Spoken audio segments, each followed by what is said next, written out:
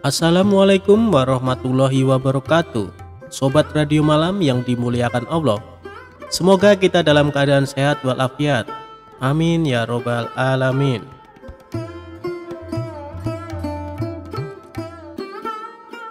Abu Nawas dihukum pancung. Cita-cita atau obsesi menghukum Abu Nawas sebenarnya masih bergolak. Namun Baginda merasa kehabisan akal untuk menjebak Abu Nawas. Seorang penasehat kerajaan kepercayaan Baginda Raja menyarankan agar Baginda memanggil seorang ilmuwan ulama yang berilmu tinggi untuk menandingi Abu Nawas. Pasti masih ada peluang untuk mencari kelemahan Abu Nawas. Menjebak pencuri harus dengan pencuri dan ulama dengan ulama. Baginda menerima usul yang cemerlang itu dengan hati bulat. Setelah ulama yang berilmu tinggi berhasil ditemukan, Baginda Raja menanyakan cara terbaik menjerat Abu Nawas. Ulama itu memberitahu cara-cara yang paling jitu kepada Baginda Raja. Baginda Raja manggut-manggut setuju. Wajah Baginda tidak lagi murung. Apalagi ulama itu menegaskan bahwa ramalan Abu Nawas tentang takdir kematian Baginda Raja sama sekali tidak mempunyai dasar yang kuat. Tiada seorang pun manusia yang tahu kapan dan di bumi mana ia akan mati, apalagi tentang ajal orang lain. Ulama andalan Baginda Raja mulai mengadakan persiapan seperlunya untuk memberikan pukulan fatal bagi Abu Nawas.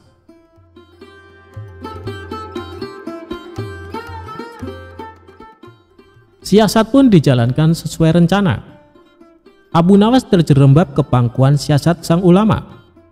Abu Nawas melakukan kesalahan yang bisa menghantarnya ke tiang gantungan atau tempat pancungan. Benarlah peribahasa yang berbunyi, sepandai-pandai tupai melompat pasti suatu saat akan terpleset juga. Kini Abu Nawas benar-benar mati kutu. Sebentar lagi ia akan dihukum mati karena jebakan sang ilmuwan ulama. Benarkah Abu Nawas sudah keok? Kita lihat saja nanti.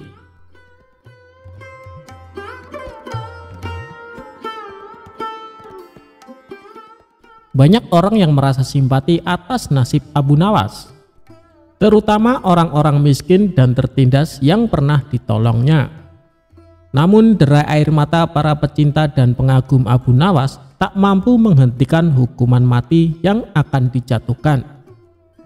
Baginda Raja benar-benar menikmati kemenangannya.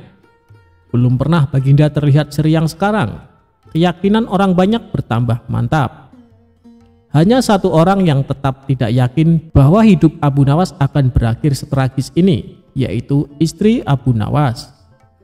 Tidak ada yang tidak mungkin bagi Allah yang maha gagah, dan kematian adalah mutlak urusannya.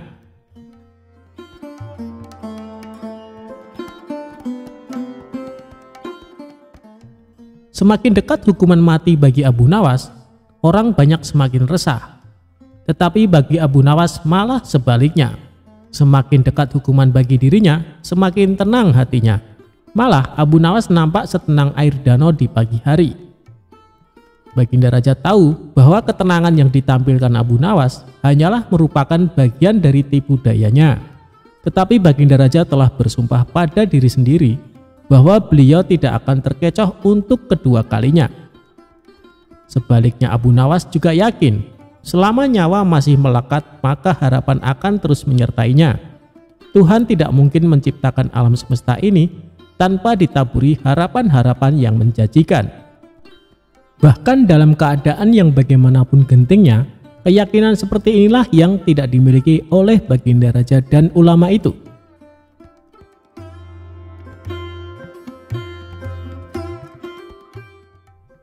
Seketika suasana menjadi hening sewaktu Baginda Raja memberi sambutan singkat tentang akan dilaksanakan hukuman mati atas diri terpidana mati Abu Nawas.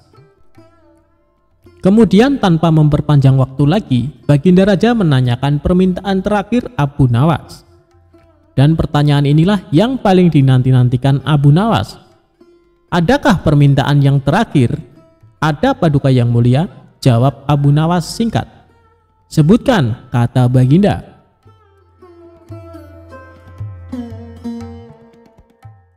Sudilah kiranya hamba diperkenankan memilih hukuman mati yang hamba anggap cocok, wahai Baginda yang mulia, pinta Abu Nawas. Baiklah, kata Baginda menyetujui permintaan Abu Nawas.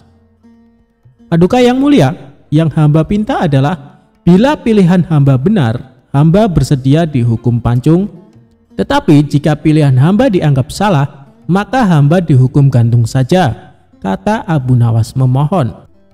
Engkau memang orang yang aneh. Dalam saat-saat yang amat genting pun engkau masih sempat bersenda gurau. Tetapi ketahuilah, bagiku segala tipu muslihatmu hari ini tak akan bisa membawamu kemana-mana, kata Baginda Raja. Hamba tidak bersenda gurau, Paduka yang mulia, kata Abu Nawas bersungguh-sungguh. Baginda makin terpingkal-pingkal. Belum selesai Baginda Raja tertawa-tawa, Abu Nawas berteriak dengan nyaring, hamba minta dihukum pancung. Semua yang hadir pun kaget.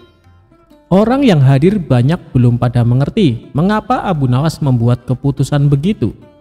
Tetapi kecerdasan otak Baginda Raja menangkap sesuatu yang lain, sehingga tawa Baginda yang semula berderai-derai mendadak terhenti. Kening Baginda berkenyit mendengar ucapan Abu Nawas. Baginda Raja tidak berani menarik kata-katanya karena disaksikan oleh ribuan rakyatnya. Beliau sudah terlanjur mengabulkan Abu Nawas menentukan hukuman mati yang paling cocok untuk dirinya. Kini kesempatan Abu Nawas membela diri. Baginda, hamba tadi mengatakan bahwa hamba akan dihukum pancung. Jika pilihan hamba salah, maka hamba siap dihukum pancung. Tetapi di manakah letak kesalahan pilihan hamba sehingga hamba harus dihukum gantung? Padahal hamba kan memilih dihukum pancung. Tidak disangka kata-kata Abu Nawas membuat raja tercengang.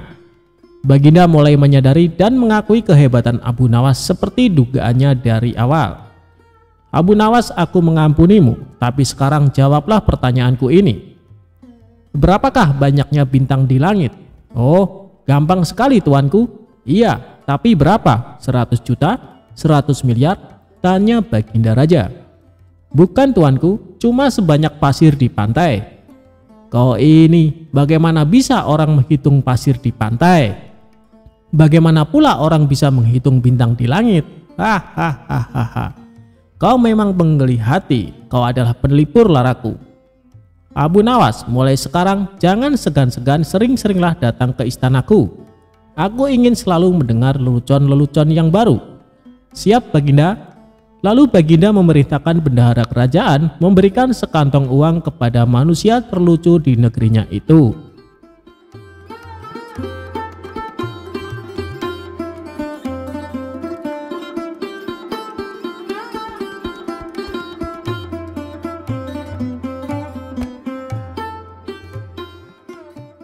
Abu Nawas sembuhkan sakit cintanya sang pangeran.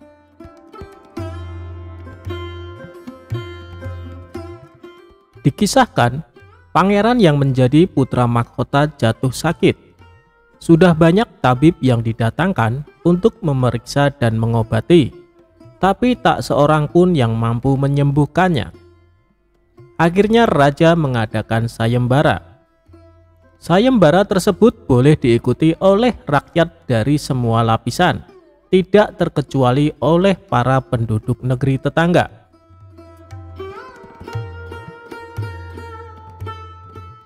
Sayembara yang menyediakan hadiah menggiurkan itu, dalam waktu beberapa hari berhasil menyerap ratusan peserta.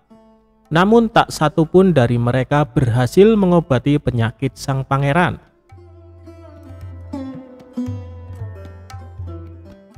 Akhirnya sebagai sahabat dekat, Abu Nawas menawarkan jasa menolong putra mahkota. Baginda Raja pun menerima usul itu dengan penuh harap. Abu Nawas sadar bahwa dirinya bukan tabib atau dokter. Maka dari itu, ia tidak membawa peralatan apa-apa. Tabib yang ada di istana tercengang melihat Abu Nawas yang datang tanpa peralatan yang mungkin diperlukan. Mereka berpikir, mungkinkah orang macam Abu Nawas ini bisa mengobati penyakit sang pangeran? Sedangkan para tabib terkenal dengan peralatan yang lengkap saja tidak sanggup. Bahkan penyakitnya tidak terlacak. Merasa bahwa seluruh perhatian tertuju padanya, Abu Nawas tidak begitu mempedulikannya. Ia dipersilahkan memasuki kamar pangeran yang sedang terbaring. Dia menghampiri sang pangeran dan duduk di sisinya. Abu Nawas dan sang pangeran saling pandang. Beberapa saat kemudian setelah memeriksa keadaan pangeran, Abu Nawas malah meminta permintaan yang aneh. Ia berkata, "Saya membutuhkan seorang pria tua yang di masa mudanya sering mengembara ke pelosok negeri." Permintaannya pun dikabulkan oleh kerajaan. Orang tua yang diinginkan Abu Nawas didatangkan. Orang tua itu duduk di sebelah Abu Nawas untuk memenuhi permintaannya. "Sebutkan satu persatu nama-nama desa di daerah selatan," perintah Abu Nawas kepada orang tua itu. Ketika orang tua itu menyebutkan nama-nama desa di bagian selatan, Abu Nawas menempelkan telinganya ke dada sang pangeran. Kemudian Abu Nawas memerintahkan agar menyebutkan bagian utara, barat, dan timur. Setelah semua bagian negeri disebutkan, Abu Nawas mohon agar diizinkan mengunjungi sebuah desa di sebelah utara. Raja pun merasa terkejut dengan permintaan Abu Nawas. "Aku mengundang kamu ke sini bukan untuk bertamasya," kata raja. "Hamba tidak bermaksud berlibur, Yang Mulia," jawab Abu Nawas. "Tetapi aku belum paham," sahut raja. "Maafkan hamba, Paduka Yang Mulia. Kurang bijaksana rasanya bila hamba jelaskan sekarang," jelas Abu Nawas.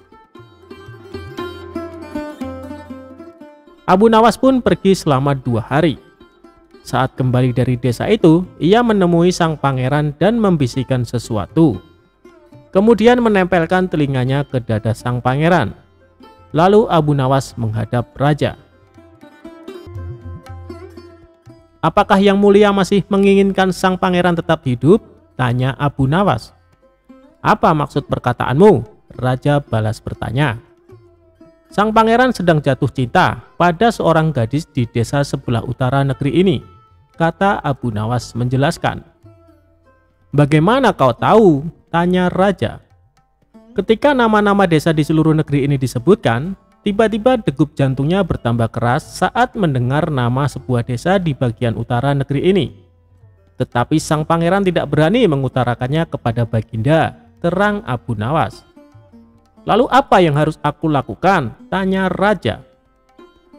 "Mengawinkan pangeran dengan gadis desa itu, sebab cinta itu buta, wahai raja. Bila tidak berusaha mengobati, maka ia akan mati." Rupanya saran Abu Nawas tidak bisa ditolak. Sang pangeran adalah putra satu-satunya yang merupakan pewaris tunggal kerajaan. Dan Abu Nawas benar. Begitu mendengar persetujuan sang raja, setelah dikawinkan dengan gadis desa tersebut, sang pangeran berangsur-angsur pulih. Sebagai tanda terima kasih, raja memberi Abu Nawas sebuah cincin permata yang sangat indah.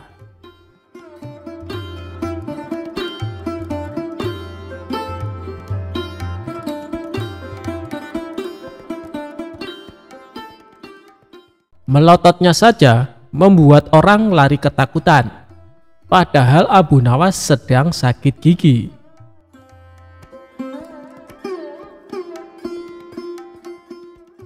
Abu Nawas merupakan tokoh sufi asal Baghdad yang terkenal kocak dan suka membuat jengkel. Ada kalanya dia juga merasakan jengkel dengan kelakuan orang-orang di sekitarnya.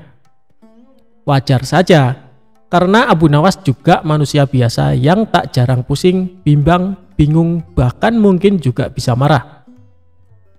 Namun lantaran dia seorang sufi kenamaan pada waktu itu, melototnya Abu Nawas saja bikin orang gemetar dan lari tunggang langgang. Padahal bukannya marah, namun Abu Nawas merasa pening dengan sakit gigi yang dideritanya.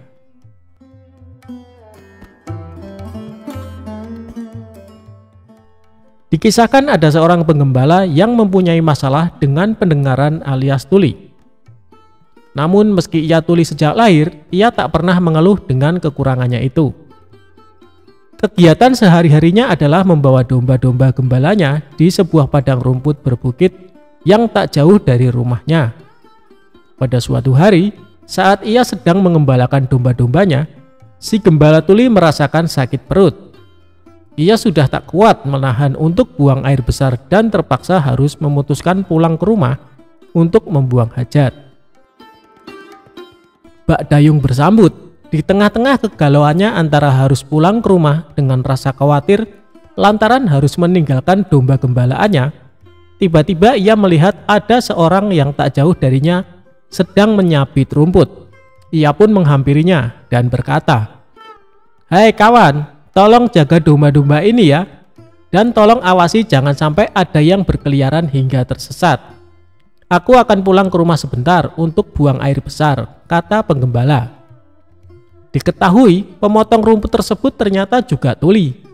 Ia tak mendengar apapun yang pengembala itu katakan. Si pemotong rumput mengira kalau si pengembala mau meminta rumputnya. "Enak saja, mengapa kau tidak memotong rumputnya sendiri? Aku di rumah juga banyak hewan ternak yang harus kuberi makan. Sudah, sana pergi, jangan ganggu aku," kata si pemotong rumput sembari menggerakkan tangannya. Karena sama-sama tak bisa mendengar, si penggembala mengira gerakan tangan yang dilakukan oleh si pemotong rumput merupakan isyarat bahwa dirinya menyuruh si penggembala agar cepat pulang. "Terima kasih kawan, engkau benar-benar telah menolongku," kata si penggembala. Maka ia pun bergegas pulang ke rumah. Setelah si gembala menuntaskan hajatnya buang air besar, kemudian ia kembali menemui si pemotong rumput. Si pengembala menghitung domba-dombanya dengan cermat dan ternyata jumlahnya masih lengkap. Sungguh luar biasa pribadi pemotong rumput itu. Ia benar-benar bisa dipercaya. Ia menjaga domba-dombaku tanpa mengharap ucapan terima kasih sama sekali. Sungguh pribadi yang luar biasa, gumamnya dalam hati si pengembala domba. "Oh iya, salah satu dombaku kan ada yang pincang. Lebih baik aku berikan padanya sebagai rasa terima kasihku. Ini akan menjadi makanan yang lezat untuk keluarganya," gumamnya lagi. Si penggembala lalu memanggul domba tersebut dan menghampiri si pemotong rumput.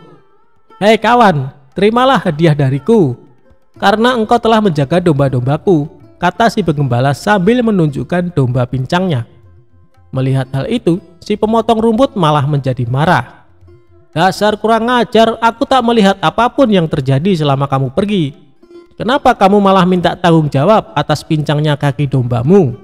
Dari tadi aku sibuk memotong rumput dan sama sekali tak tahu terkait kejadian yang menimpa pada kaki dombamu. Pergilah, kalau kau mendekat aku akan memukulmu," ancam si pemotong rumput dengan nada emosi. Si penggembala pun heran, kenapa si pemotong rumput malah marah kepadanya. Tiba-tiba lewatlah seseorang dengan menaiki kuda, tapi ternyata dia adalah seorang pencuri kuda yang telinganya juga tuli, dan kuda yang ditungganginya adalah hasil curian. Si penggembala lalu berteriak memanggil si penunggang kuda. "Tuan, tolong katakan padaku apa yang diucapkan si pemotong rumput ini. Aku ini tuli tuan, jadi aku tidak mengerti kenapa ia menolak pemberianku. Bahkan ia marah kepadaku," ucap si penggembala dengan nada emosi. Si pemotong rumput pun tak mau kalah. Ia juga bicara dengan nada teriak kepada si penunggang kuda. "Begini tuan, dari tadi aku sedang memotong rumput dan tidak tahu apa-apa. Tapi tiba-tiba dia meminta tanggung jawab atas pincangnya kaki domba miliknya. Jelas saja saya marah dituduh seperti itu," ucap si pemotong rumput dengan nada marah juga. Si penunggang kuda kemudian turun dari kudanya dan menghampiri keduanya karena ia jauh. Ia mengira si pemotong rumput dan si pengembala kambing sedang memarahinya karena telah mencuri kudanya. "Iya benar, aku memang barusan mencuri kuda. Tapi aku sungguh tidak tahu kalau kuda ini adalah milik kalian. Maafkan aku kawan," kata si penunggang kuda. "Sudah aku katakan, aku tidak tahu apa-apa terhadap pincangnya domba orang ini," teriak si pemotong rumput. "Hei kawan, suruh ia katakan padaku mengapa ia menolak pemberianku," teriak si pengembala. "Iya, aku mengakui mencuri kuda, tapi aku tuli. Jadi aku tidak tahu siapa di antara kalian yang memiliki kuda ini," teriak si penunggang kuda. Di tengah-tengah keributan yang terjadi, melintaslah Abu Nawas di hadapan mereka. Kala itu Abu Nawas sedang mengalami sakit gigi. Jangankan bisa bicara, untuk menggerakkan mulutnya saja sakitnya bukan main. Ketika mereka melihat kehadiran Abu Nawas, mereka mengira Abu Nawas adalah seorang sufi yang alim dan sakti, karena dari penampilannya menggunakan jubah layaknya ulama sufi terpandang. Si pemotong rumput lalu menarik jubah Abu Nawas. Ia berkata dengan berteriak kepada Abu Nawas untuk meminta keadilan. "Tuan Sufi, tolonglah saya, mereka menuduhku melukai dombanya," pintanya. Tak mau kalah, si gembala juga berkata kepada Abu Nawas dengan nada teriak, "Wahai Tuan Sufi, aku hanya ingin memberikan domba, tapi dia malah memarahiku," ujarnya. Bahkan si pencuri kuda juga ikut berkata, "Tuan Sufi, saya akui, saya bersalah. Saya sudah mengaku mencuri, tapi aku tuli. Saya tidak bisa mendengar perkataan mereka. Jadi saya tidak tahu siapa sebenarnya pemilik kuda ini," kata penunggang kuda. Mendengar pengaduan mereka dengan nada teriak membuat sakit gigi Abu Nawas bertambah tidak karuan. Ia hanya bisa menatap tajam penuh amarah ke arah mereka. Bahkan mata hitam Abu Nawas menusuk tajam ke mata mereka bertiga secara bergantian. Melihat gelagat seperti itu, mereka mengira Abu Nawas sedang berusaha keras mencari petunjuk atas kebenaran dari situasi ini. Mereka bertiga pun mulai takut dengan sorot mata tajam Abu Nawas. Mereka takut kalau Abu Nawas menyihir mereka, atau setidaknya Abu Nawas mengendalikan kemauan mereka. Melihat sikap Abu Nawas yang menakutkan itu, si pencuri langsung melompat ke punggung kudanya dan segera memacu lari kudanya kencang-kencang. Begitu pula dengan si pengembala, ia segera giring gembala untuk menjauh dari Abu Nawas. Sementara si pemotong rumput yang sedari tadi gemetar, ia segera mengemasi hasil sabitan rumputnya ke dalam kantong dan mengangkatnya di bahu, lalu berlari menjauhi Abu Nawas. Setelah ketiga orang tersebut berlari karena ketakutan, Abu Nawas lalu melanjutkan perjalanannya. Ia pun berpikir dalam hati, kadang-kadang kata-kata tak berfungsi apa-apa dan tidak terlalu berguna. Mungkin lebih baik orang tidak perlu banyak bicara.